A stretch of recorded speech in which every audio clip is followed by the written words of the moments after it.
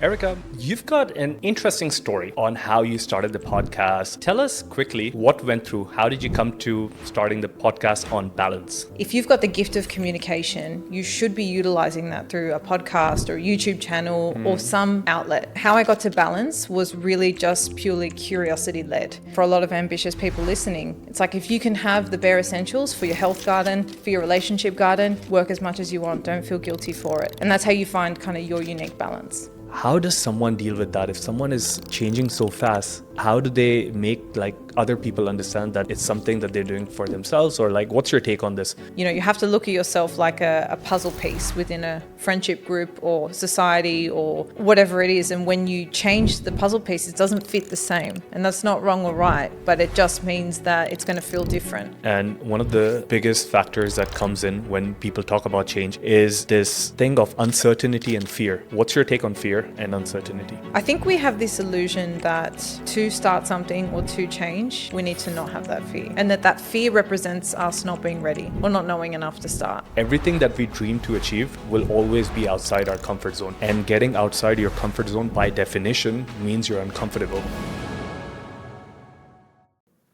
Erika, welcome to the show. Thank you, CJ. It's a pleasure to be here. It's a pleasure to have you. Thank you so much for coming.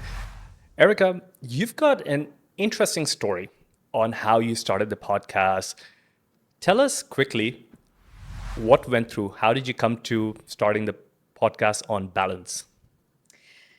Let's start with starting the podcast. I think, and for anyone listening who's in that phase where they're thinking of starting something, I'd love to sit here and tell you I had the idea and I started it and here we are.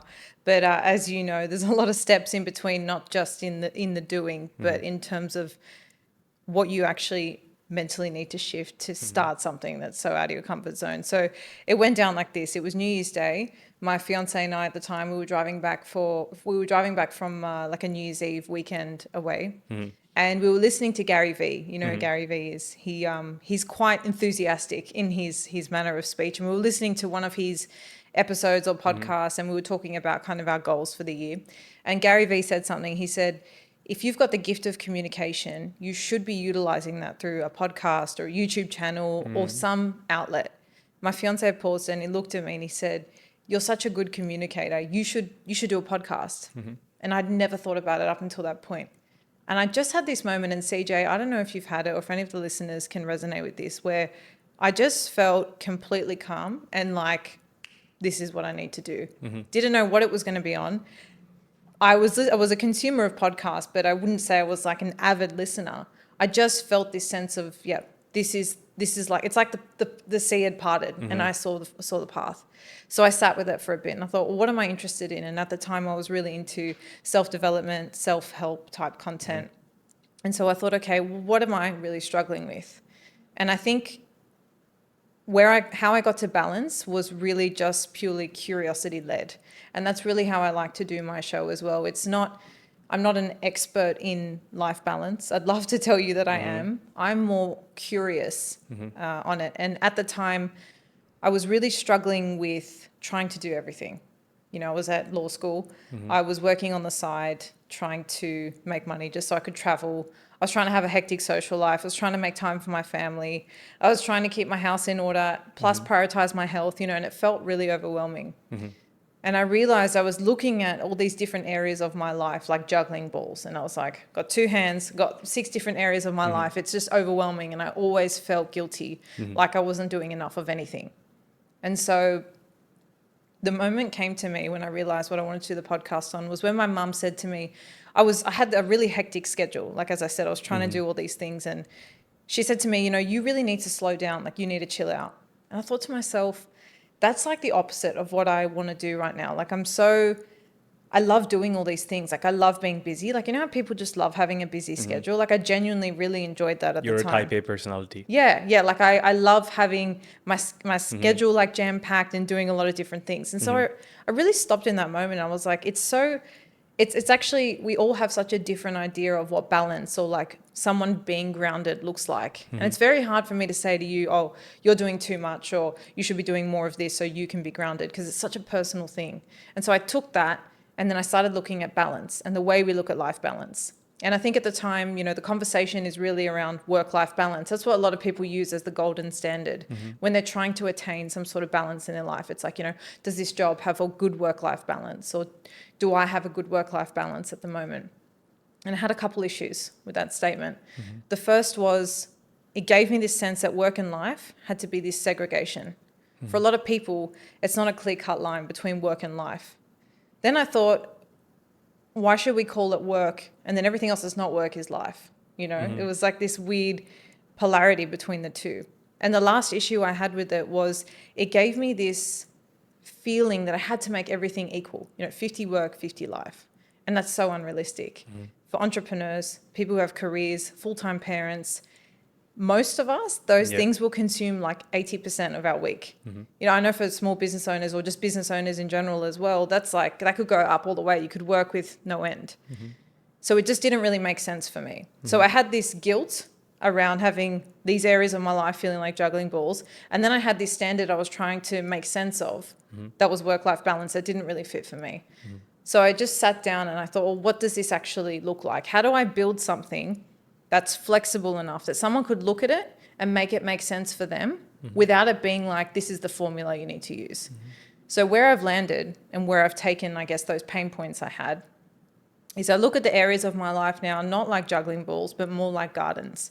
So I say we've got our health, our relationships, and our fulfillment.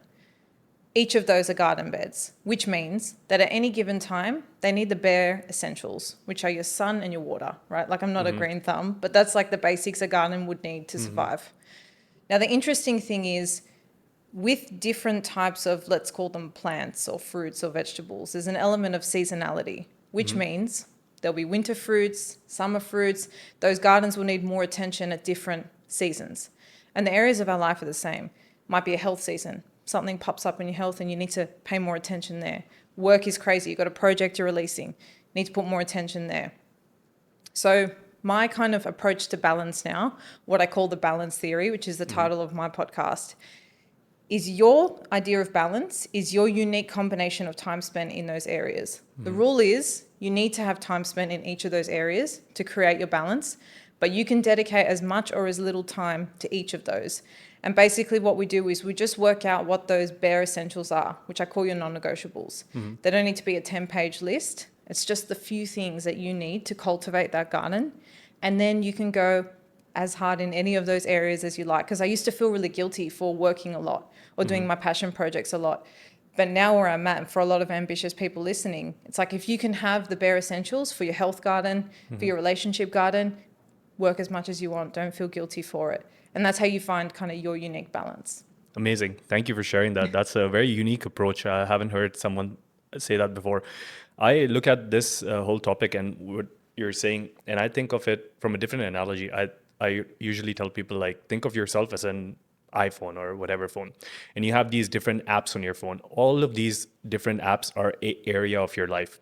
Sometimes there will be times that you have to focus on one area by itself. And then because if you open too many apps at the same time, then the power gets distributed and you don't have enough power to basically work on an app with its full potential.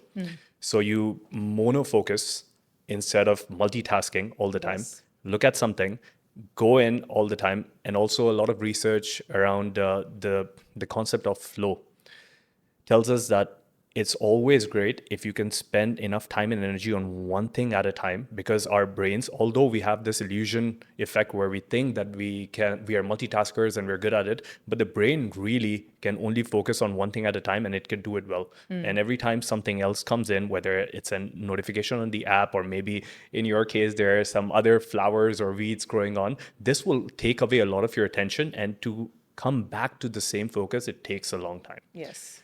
You mentioned non-negotiables. What are some of the non-negotiables for you? So I'll caveat this by saying these are my non-negotiables right now, because the key thing is, I guess, with this whole idea of balance is it's not just different between me and you, but it's actually different for me at different moments in my life. And there's a power in being flexible. I think when we look at routines and what habits we have right now, like we look at that sometimes in a very rigid way and say, like, this is my routine and it's set in stone. But the ability to change that as time goes on, I think is a very important part of being balanced. That aside, these are my non-negotiables right now.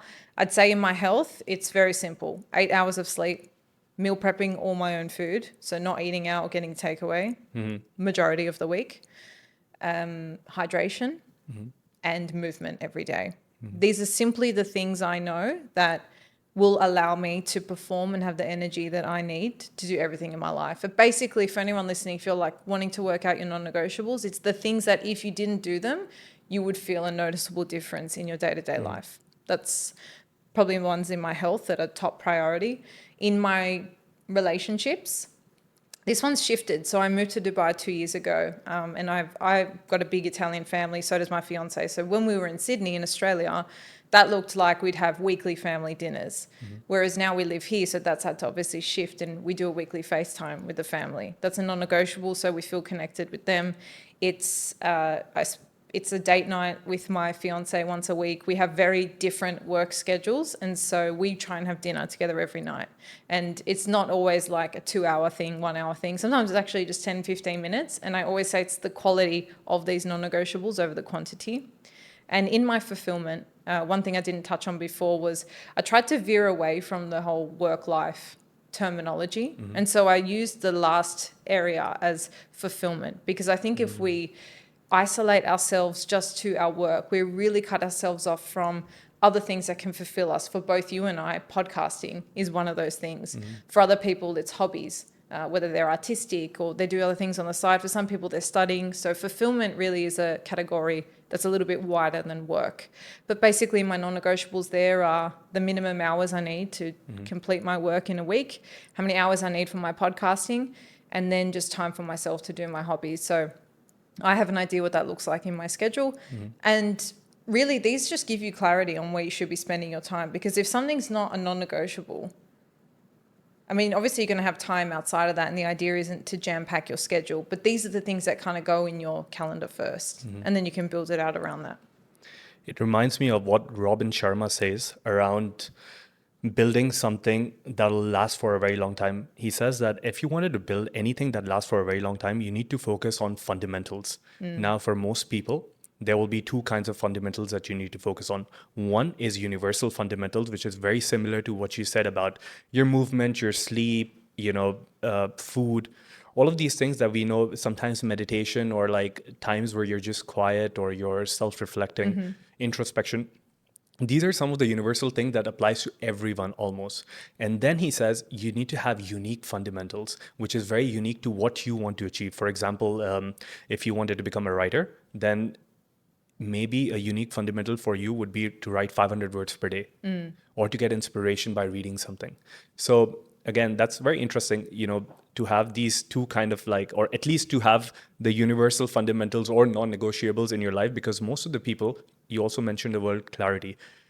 When I speak to people, almost 9 out of 10 times, they have some element of confusion in their lives. And because of that element of confusion, they're not able to take the right steps and to change in a very productive way. And like Erika said, everyone, if you can bring that whole component of clarity, then it just makes it much easier. I also like what you spoke about change, because, as humans in biology, we're changing all the time, right? We got 37 trillion cells. We have about 1 million chain reactions happening in every cell. Our organs are changing. Our stomach lining. So many cells in our body are constantly being replaced. And what a lot of people fear, but which is always going to be a constant, is change. Now, here are two questions for you. First, what if someone is on the path of changing, right? And you know this because you've invested so much time on your own self and like exposing yourself to the ideas and being curious about it, that if you're on this path, you might change very fast. You just keep on adapting, you keep on learning, you keep on applying things. But then people around you might think that, you are a strange person or an outsider because now maybe you're saying no to things, or you're become a bit more sophisticated in the things that you choose. How does someone deal with that? If someone is changing so fast, how do they make like other people understand that it's something that they're doing for themselves, or like what's your take on this? Because I'm sure you've faced this in your life, right? Yeah, no, it's a good question. And I actually just recently did an episode on how self-improvement is ruining your life. And my take on it is, you know, a lot of people feel that way when they're going through it because it almost pulls the rug out from everything you know to be true. Because when you have this time for introspection and you really start to get curious about things in your life, you start to really question, like, okay, is this here by default or because I've chosen it? Because the truth is, like, when a lot of us grow up in established societies, there's kind of an order and way things are done. Go to school, go to uni, get a job, get married, buy a house, have kids. You know, that seems like the trajectory. And it's only when you take a step back and you're like, is this actually what I want? Am I doing this because I haven't stopped to think about whether I want to or not? And it's not only moments where something is off and something is wrong and you're like, this is definitely not for me. It's actually, there's a strength in moments where everything is just status quo and you question it too, right? So when you do that, there's a lot of unsettledness within yourself, which is definitely what I felt, which is kind of what you're referring to. And it's not only with like places you used to go to. So for example, really basic, it could be due to me getting older as well, but like going out clubbing or to bars where it's quite loud and I can't have meaningful conversations with people is not something I'm really interested in anymore. Drinking, not something I'm not really interested in anymore. So not only places but people, right? And this is a really tough one because sometimes no one's done anything wrong. There's been no like direct conflict or fallout. You just have a lot less in common with that person. And when you don't have, I think there's very unique relationships that will be bound by a love no matter what, because you just support each other through things. And I think those relationships go unchanged irrespective of how you're growing in life, because there's an underlying respect and love for one another. I've got girlfriends like that, that I feel like I've gone through so many iterations of myself and them too. And we've always just had this strong bond together. But I've had other relationships where unfortunately there's no longer compatibility. And I wish I could give everyone like a 3-step process of how to deal with that, but it is uncomfortable. And I think it's just, you have to accept that that's a part of when you change. You know, you have to look at yourself like a puzzle piece within a friendship group or society or whatever it is. And when you change the puzzle piece, it doesn't fit the same. And that's not wrong or right, but it just means that it's going to feel different. And you just need to decide what is aligned for you. Because when you, and I'm sure people listening and maybe even yourself, CJ, can relate, like when you start talking about things differently, you start having different goals and dreams and people around you just can't see it the same way, or they don't support that. It's actually not great for your growth either. And again, it's not that they're wrong and you're right, you're just no longer compatible. So I think a big part of this introspection and this process is being comfortable with the fact that there are going to be hard decisions like that, that they don't happen because something's gone wrong. It's just kind of like a fork in the road. Interesting. Okay. What's your take on, because we spoke about change, and one of the biggest factors that comes in when people talk about change, either they're thinking about changing for themselves or, you know, changing any aspect of their life, is this thing of uncertainty and fear. What's your take on fear and uncertainty? My favorite topic to talk about.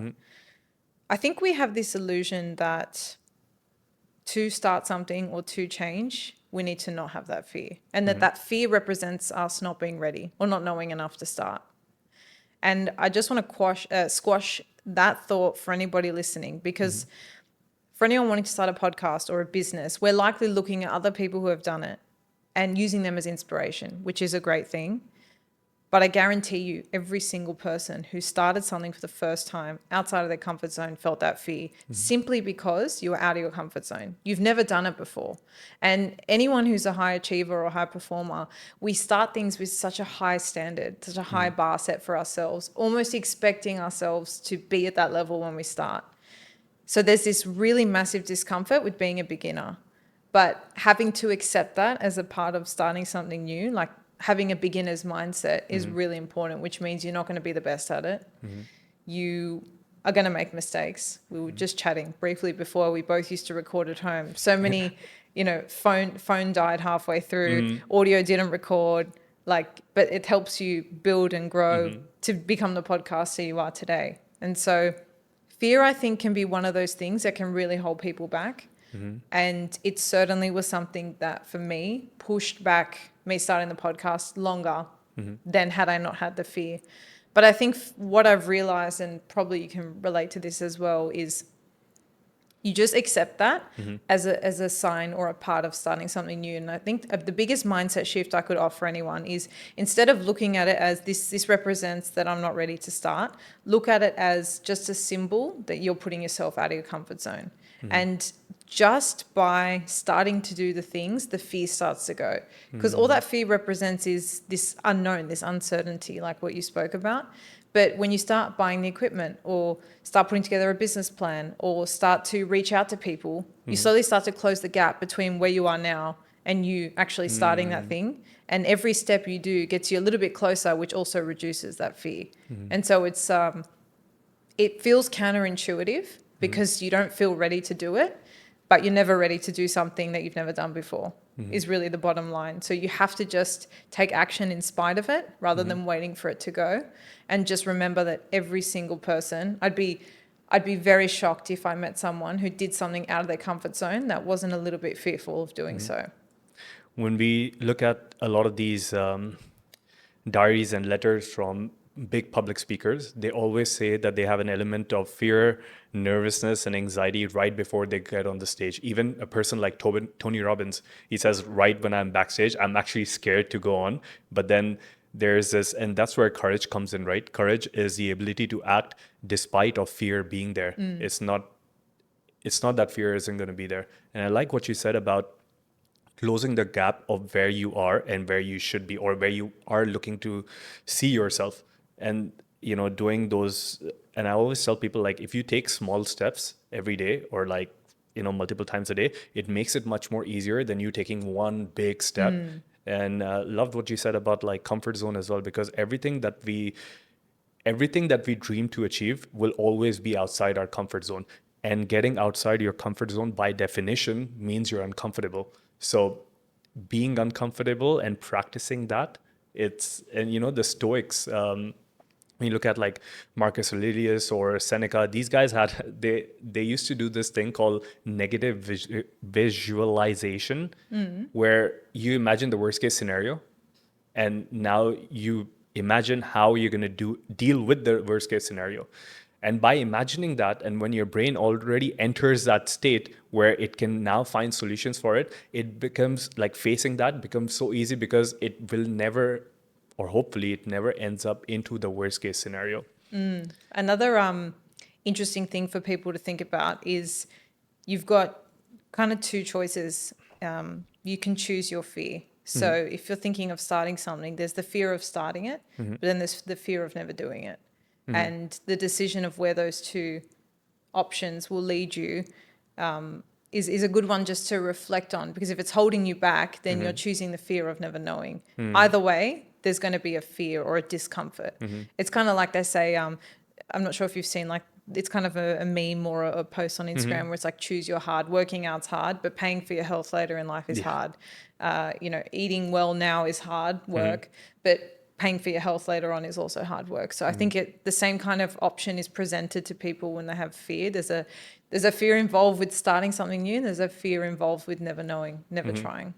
And doing on the thing about doing something hard, like, because when we look at you mentioned about working out, when we look at these other modalities in the world of biohacking, whether it's a cold exposure where you're going into an ice bath or into a sauna, there are these brief moments of period where things might be hard. We call them hormetic stressors, but it's on the line of thought that what doesn't kill you makes you stronger. So if you briefly expose yourself to a stressor now, your body is going to be so much resilient Better at in the handling future. stress. Exactly. And you get used to it. You get your reps in, because most of the times what happens is a lot of people will try doing something for the first time and they think it's hard. But if you try doing that same thing for 100 or 1,000 times, it's not going to be hard. You just need to get enough reps in.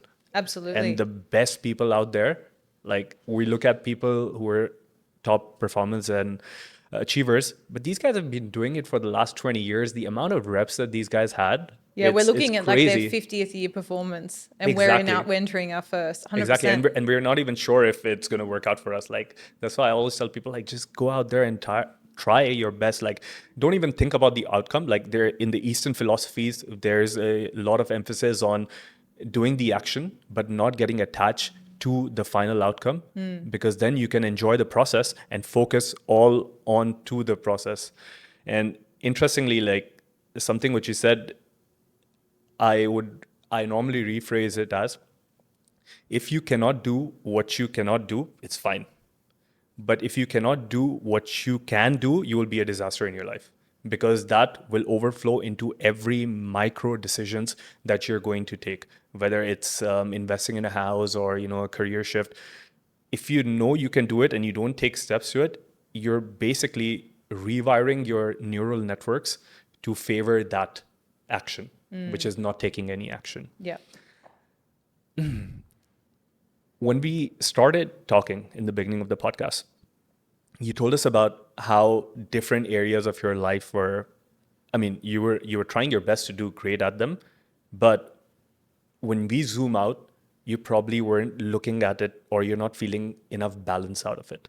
And those areas of your life, I'm sure 90% of the people are trying to do the same. They're trying to, excel at their Do it career. all. They're doing it all.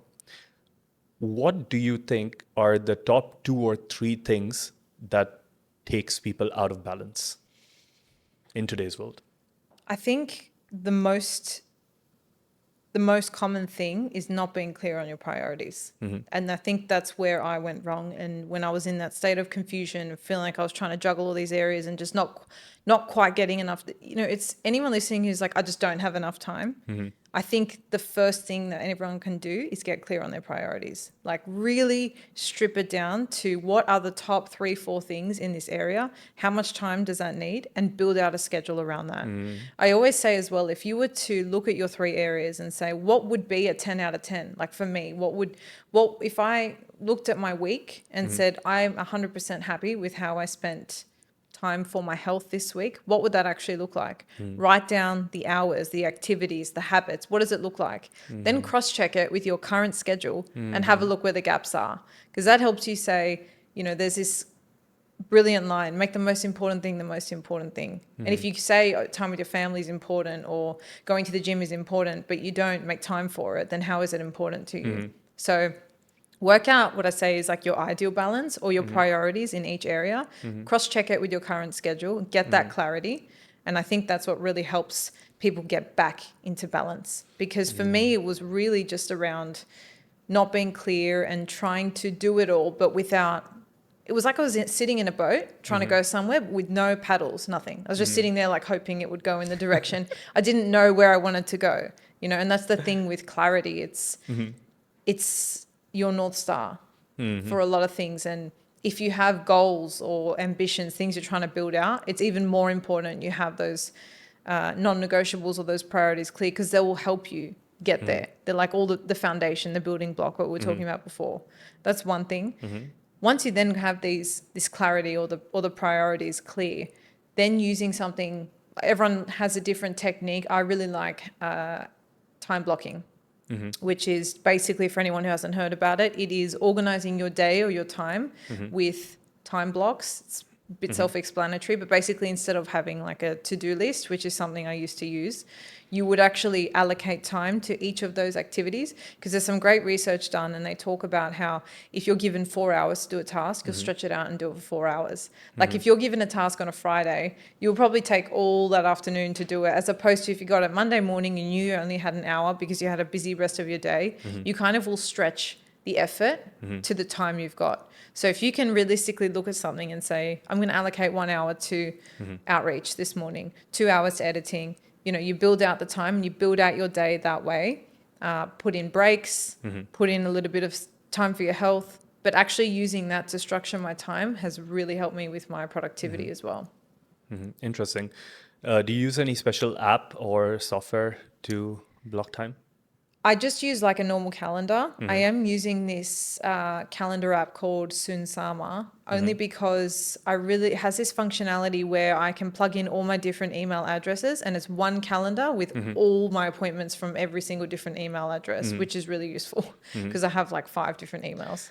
I use an app called Motion. Notion? Motion. Motion. And what this does is it's an AI app where you can plug in, and again, it works on time blocking. So you put in all these different tasks and you give it like your calendar and you put in the dates that you're available or the dates that you're not. And what the AI does, it automatically manages it on depending on your priority and when do you have to get this done.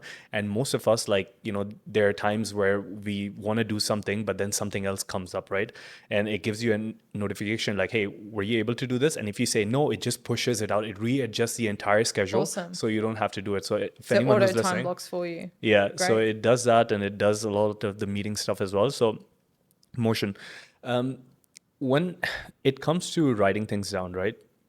I think it was Carol Dweck's lab in University of California. They showed in multiple, like using multiple test subjects, that if you want to achieve something and you write it down, your odds of achieving this increases by 42%.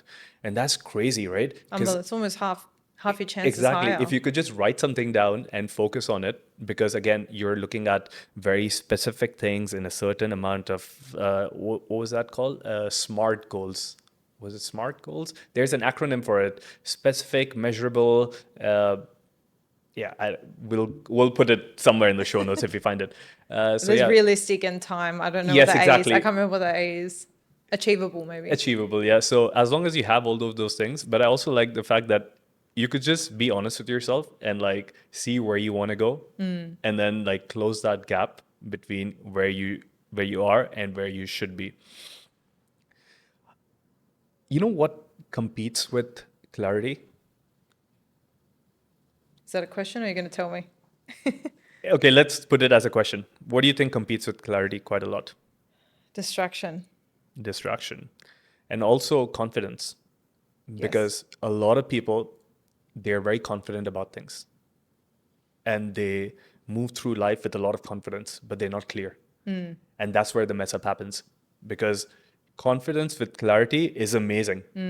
But confidence without clarity can lead into disasters. Well, it's almost like it's a false pretense of clarity, right? I think I've been in that position where I've been confident but not clear, and you're still wandering aimlessly, really. Confidently but aimlessly. Yeah. Let's talk about distraction. Yeah.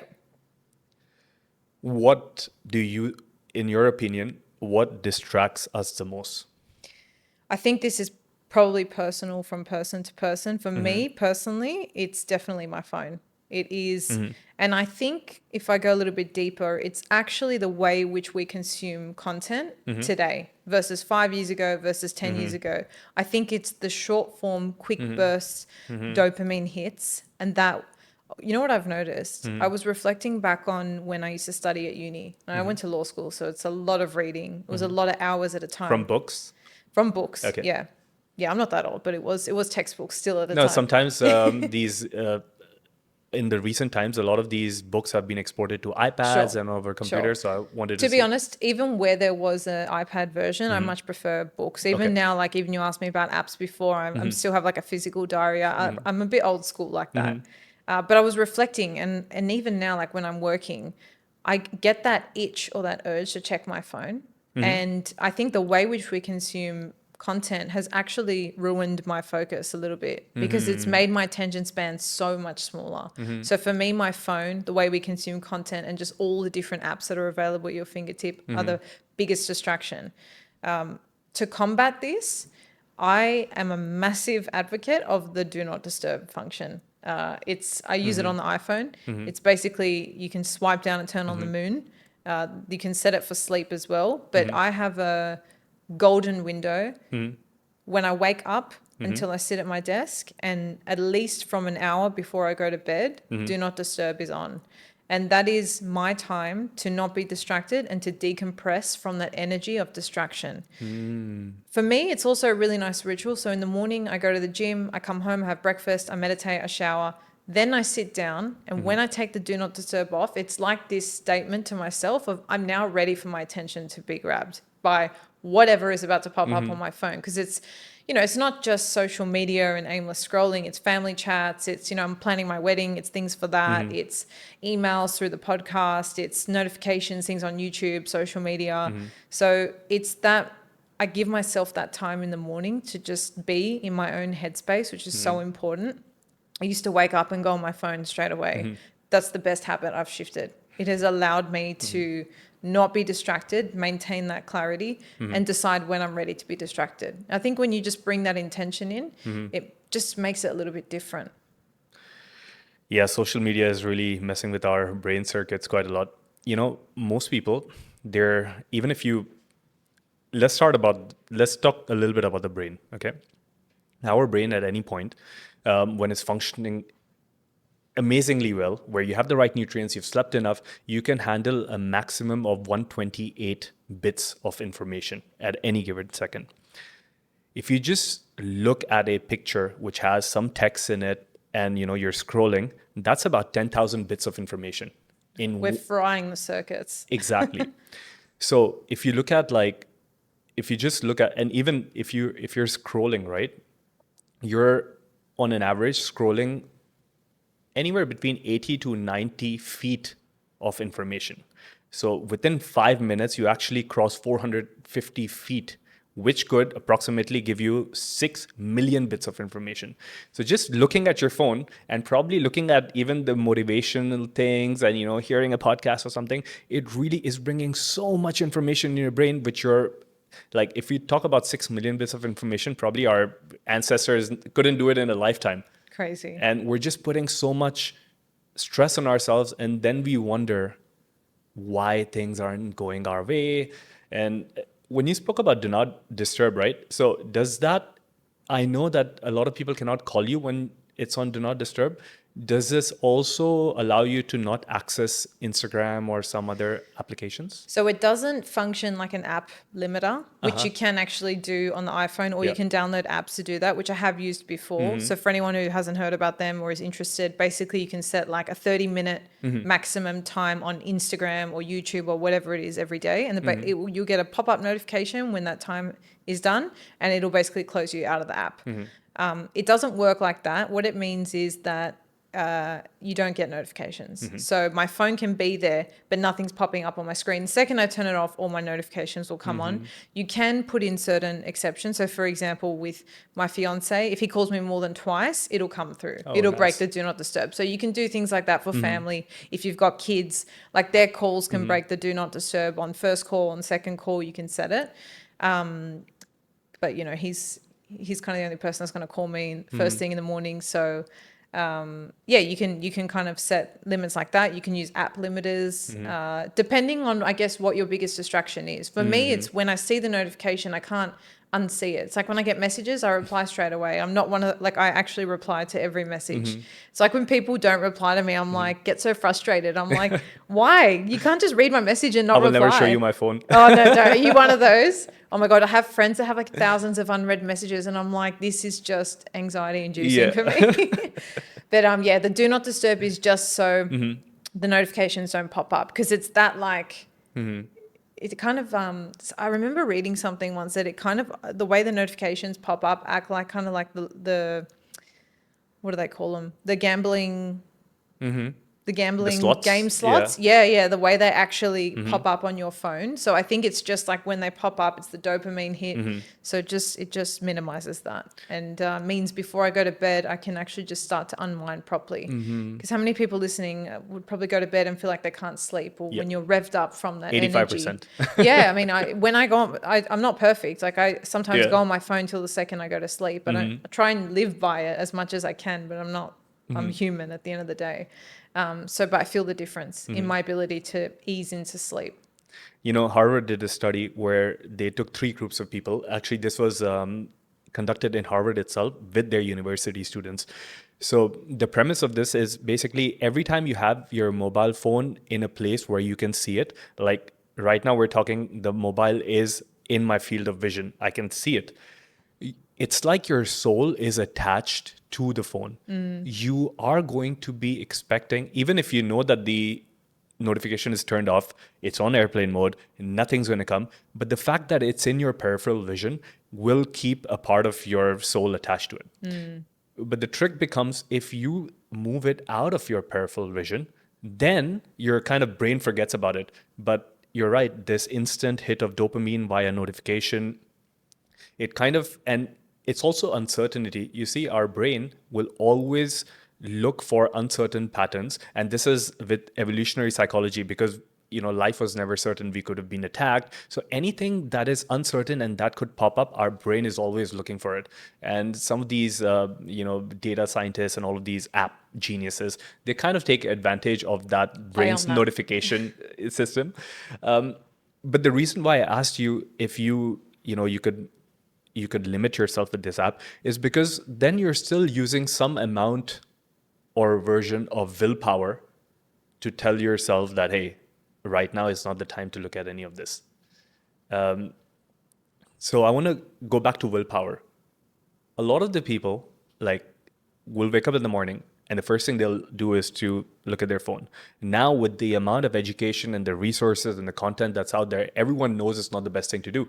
But they often fail to do it because some element of willpower. Have you ever struggled with willpower before? Because it looks like as long as you said it in your head, it's already done. Look, it wasn't always the case. It takes time to build. It's a muscle at the end of the day. But I'm going to come back to what we spoke about before, and that is clarity. So for me, I know the quality of my sleep if I don't go on my phone the hour before. So it doesn't matter how much I want to check my notifications. At the end of the day, it's not worth me compromising on my window of sleep because that's a non-negotiable for me, because I know the impact it has on my energy every day. Same thing in the morning.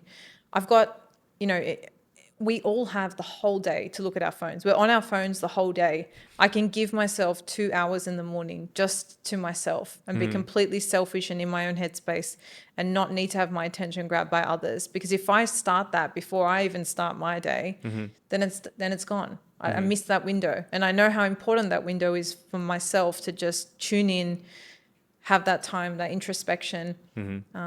If you struggle with everyone has negative thoughts, but if you wake up in a heightened state, then you layer on the distraction on top, it's very difficult for you to actually sit with that and work out what's going on within. So for me, it's just become a very invaluable practice, and I've seen long-term the impact. And like I said, sometimes I wake up on the weekend where I don't have as much of a set routine and I fall into those old habits. But I immediately see the impact on the rest of my day by not having that hour or two in the morning and the hour before I go to bed. So it's just been, I think, over time, seeing how valuable it is for me personally, and then also seeing the difference when I don't stick to it. So it's more like I know I'm not going to get the benefit of it if I break that. But for sure, it took time to build, and you never know the impact of something until you try. But it's just everyone knows it's good to eat vegetables, but why don't they? It's, you got to push yourself sometimes to do things until it becomes a habit. What's the stat? It's 66 days. I mean, I've seen everywhere. Everyone has says a different something version of different. it. But I would say it's at least a month of Yeah. doing something until it's oh, this is now part of my routine. Maybe for those that have really good self-discipline, it's a shorter period of time. Maybe for those that are still really growing that muscle, they would need to do it for longer. But I think if you're clear on why you're doing something, not just because you heard it on a podcast, it sounds like a good idea. Why would that actually add value to your day? Why would going to the gym be important for you, not now, but long term? You talk about longevity, right?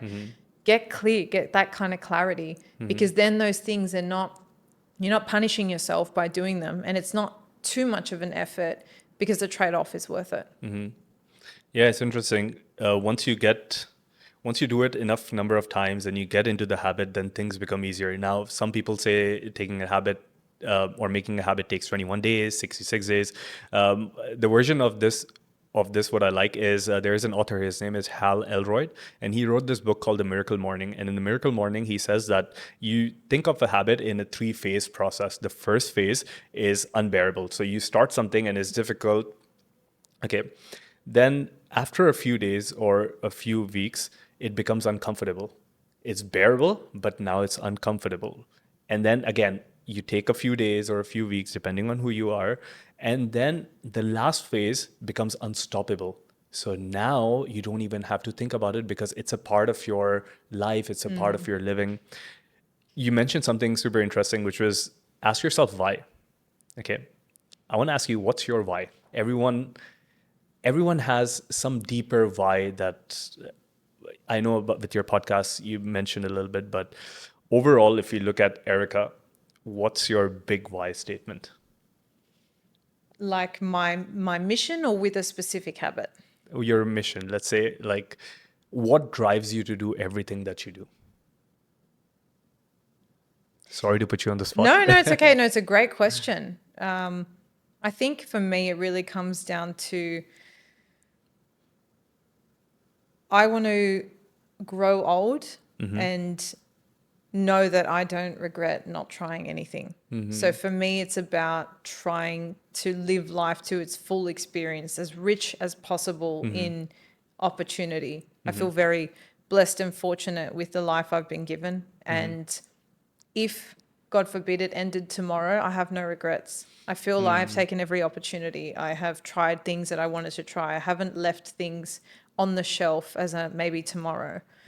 So that's my why. It's really just living a life that is, as cliche as it sounds, like to the max, but just as fulfilled and letting my curiosity lead me and not hold myself back, because often we're really the thing standing in our own way. We can blame our parents or society or this teacher's comment back in year 2. We're the ones standing in our own way. So I want to do as much as possible to get out of my own way and just live. Wow, I'm sure we're going to make a short out of this, and then we're going to Put some dramatic music. yeah, exactly. Because I mean, that was amazing.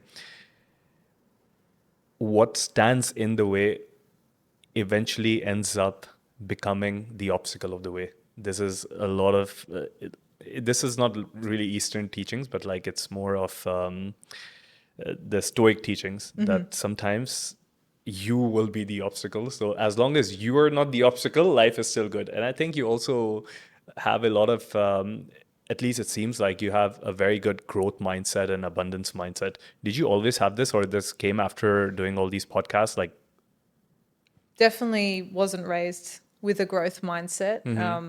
My parents, love them. They've made me who I am today, but they're both careerists. So they work for companies. They never had an entrepreneurial spirit. And so it was always play the safe option, make the safe decision.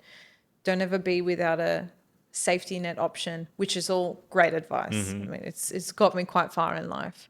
But to really cultivate like this expansive mindset, what more could there be? Take a little bit of a risk, let your curiosity lead you, is something that's only really come in the last few years. I think it started with my interest in self-growth, self-development. I just found what people were talking about so inspiring. It was just so different to the conversations I was having every day. And it sparked something within me of what if? Could that be me? And then I would have to give a lot of credit to my fiance, who is very much a risk taker in a measured way, but he thinks very laterally. And him being in my life has offered me a soundboard that's just completely different to soundboards I've had before. So he's made me think about why I think about things rather than just accepting things for as they are. He's allowed me to, just by being himself, really, not that he's like proactively done this, just by him being himself, I think I've just expanded the way I look at things. And that's honestly we've been together 9 years. So we met when I was 20. I'm about to turn, wow, well, I'm about to that's turn right. 29. So, I think those are quite formative years. And I just think the combination of our personalities, he's been a big part of that, plus my interest in self-development. And if we look at what's happened in the last 9 years of my life, I've graduated from law school, become a lawyer, started an e-commerce business. I started this podcast. I've just recently decided I no longer want to be in corporate. So I'm shifting into consultancy. We've moved to Dubai. So we've really embraced a lot of change. And that just forces you to see things differently and think, okay, I've tried things. I've been able to do different things. Like I know I can do different things if I just put myself out there. So I think all those things kind of laid on top of each other has cultivated this, but it's definitely something that I have to constantly work at. You know, it's, I think cultivating a mindset where you're pushing yourself and a little bit more expansive, for me anyway, is something I am constantly working on. It's not a constant, and probably because I wasn't raised that way, it's not inherent to who I am, but maybe it is, and it's just been brought out of me now. But I'm still in that period where I'm dancing between, you know, taking risk and taking a bet on myself, learning who I am, and just also like taking that inspo from others too. Well, congratulations to you and shout out to your boyfriend. Thank you. Do you think you have any unfair advantage in your life? It could be skill set, it could be knowledge, it could be anything. I think the privilege of the country I was born and by virtue the opportunities I've received. So, you know, I was born in Australia, a great country, very safe. I had an education and a loving family. I think that's a privilege that has set me up for life. It's not to say if somebody hasn't had that, they wouldn't have opportunity, but I am very grateful for the upbringing I've had and the opportunities it's given me as a springboard. I think I am naturally a great communicator, which I don't think it gives me an unfair advantage in podcasting, but it's something that is very natural to me that I enjoy. I love talking to people, and I also feel grateful I've been able to find an outlet where that skill is needed. I think that's probably how I'd answer your question. Thank you for sharing that. Earlier in the podcast, you mentioned that, you know, you wake up, you go to the gym, and then you have your breakfast, and then you sit at your desk, right? But I saw you using a standing desk on your Instagram, and I was like, oh, she's like, looks like she has a bit elements of the biohacking mentality in her, like using a standing desk. Do you do anything around your day which, you know, most people would work out, most people eat clean, but are there some things that you're doing that's different, which probably a lot of people don't do or don't know about? It could be in terms of health or nutrition or whatever. Well, I have a sit stand desk, so it's electric. So it goes up between the two, which I like because it just like changing the posture is just like it sets me in a different mood. It's good to just move around. How But often do you sit and how often do you stand? Like, let's say in a 5 hour or 6 hour I workday. probably change it every half hour. Okay. Maybe sometimes I'm sitting for longer or standing for longer, but around that. Actually, interestingly, so my fiance, before we moved to Dubai, he was a chiropractor, Ah, cool. and he has a very forward way of thinking about the body and health. But one thing he always used to say was there's no bad posture. If you move every 20 minutes, it's fine. So you could be slouching, you could be on one leg, you could whatever. As long as you're moving every 20 minutes, the body doesn't have enough time to get used to that position. The reason we develop bad posture is because, you know, if we're hunching over and we're hunching over for 8 hours, your body gets good at being in that position, you know, or used to being in that position. So everything else then becomes uncomfortable. So he always said, if you just move around every 20 minutes, there's no bad posture you can be in. Anyway, that was a bit of a tangent. One thing I like to do, which I guess is a little unconventional, is actually take a lot of breaks. Because I time block, Yeah. I like having a proper reset between tasks, especially if they're unrelated. So it could be something as simple as hanging out the washing or going for a quick walk or getting some sun for half an hour or actually stepping away from the desk to eat my food. I really try not to eat while I work.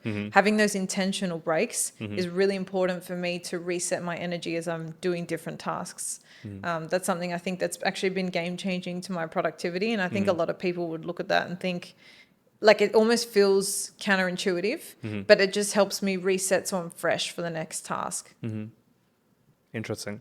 You know, standing desk is great. Like, I've been using a standing desk for quite a long It's the time. best. And one of the reasons why you feel so good is because when you're standing, there's more blood flow to your brain and you're able to kind of recirculate oxygen in a better way.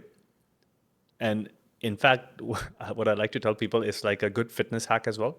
Because if you're standing for 3 hours a day, 5 days a week, or let's say you stand for about like 10 months, like let's say you go for a vacation and you're not standing, but that can end up, without you even doing anything, burning like about 7,028 calories. And that's running like 2.5 marathons. What a good habit stack. Exactly. Well, actually, we just got a treadmill, walking treadmill. Amazing. You'll see that on my Instagram soon. Okay. But we just got one that, so when the desk is in standing mode, you can walk and work, which is interesting. I don't mind it. I think it's good if you're like watching something, but to type and walk, I feel a bit What speed are you walking at? 5 Try to take the slower. speed down to 3 or two and a Okay. half, and then try to do That all will the probably typing. be fine. Yeah. Yeah. But again, I'm like, I like it, Uh-huh. but then I also just like going to the gym and that's my Yeah, time to of move. course. So, but you got to try it, right? Yeah. Like my fiance loves it. He uses it like every single day. But all these things you've got to just try and see. I think it's easy to look at stuff and be like, oh, I should have a cold shower. I should do this. I should do that. Just try it and see if you Yeah. like it. Yeah, I always say, and this comes from a very yogic thought principle, everything that it's out there, right? Try to bring it in your experience, because your experience is going to be so much different than someone else's. And if it really benefits you and you've tried it with your own experience, then, either reject it or accept it, but don't disregard anything unless and until you've tried it yourself. So go out there, try it. Interestingly, you remember I just told you about the 7,038, 24 The something. calories, yes. Yeah.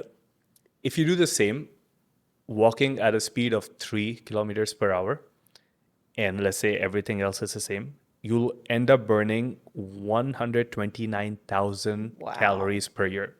That's almost about 42 marathons. That's crazy. Crazy, right? And That is so crazy. yeah, It's and unbelievable. and the hormonal impacts of this is so much more, because your posture is good, unless with your setting desk, if you have the monitor which is right in front of your eyes, and you don't have to bend down Yeah. like this. So it's super interesting. Okay, Erika, we're kind of getting to the end of this podcast, and as two podcasters, we could keep on talking. So tell me something. If I could put you I could put you in a time machine, and you could go back to your younger self, what's that one piece of advice you would give yourself? Always trust your gut feeling. And I say that because there's been a lot of moments that I haven't, and and I've always regretted it, put it that way. I think as people, we're intuitive, and we know what's right for us, and we know the people that are right for us. We know the decisions that are right for us. And I think we have to give that more credit than what we do, because often we're layered with so many other people's opinions and voices, which are all valuable, but you need to take stock of that and think about how it makes you feel, and let that be your guiding factor.